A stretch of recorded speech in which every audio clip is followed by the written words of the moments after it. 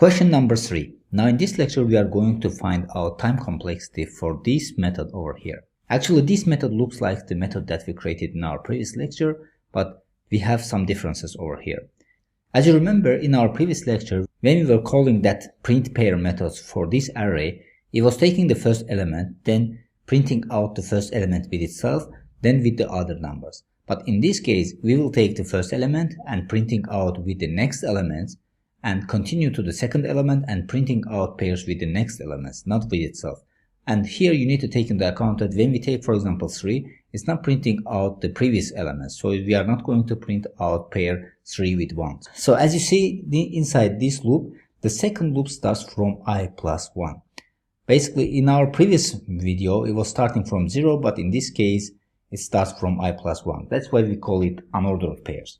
Now, if we run it for this array over here, the first thing that's going to do, we'll take first element and printing out the pairs like this. So as you see, it's not printing out with itself, it's just printing out with the elements that are located after that element.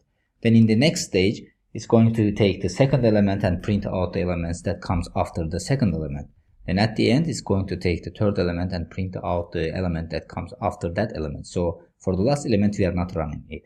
Now we need to find out the time complexity for this piece of code over here. So we can find it in several ways. So I'll show you how to find it in 2 ways.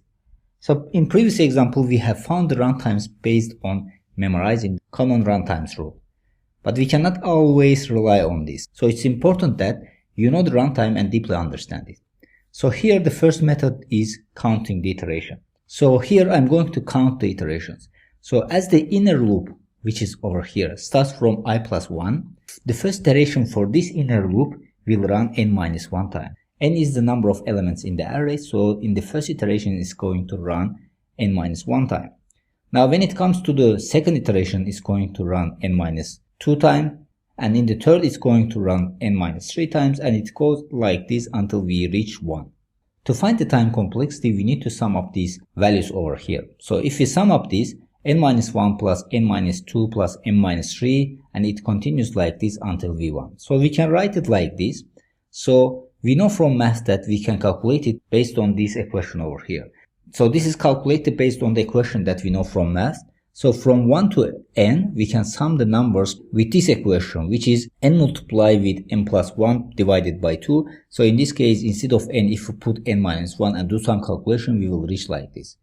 So if you calculate it, it's going to be like this. So this is our time complexity. Now we learned that we can remove the non-dominant terms and constants from here. So in this case, n divided by 2 is non-dominant term, and 1 divided by 2 multiplied with n squared is constants. So we can eliminate them. Then the time complexity will be n squared. So our time complexity for this method is n squared. Now the second way to find the time complexity for this method is called average work.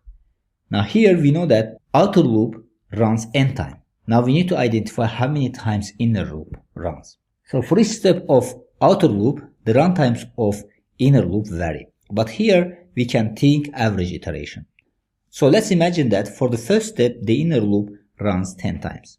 So if it runs 10 times for the first step, for the second step it's going to run for 9 times, and it continues like this until we reach 1.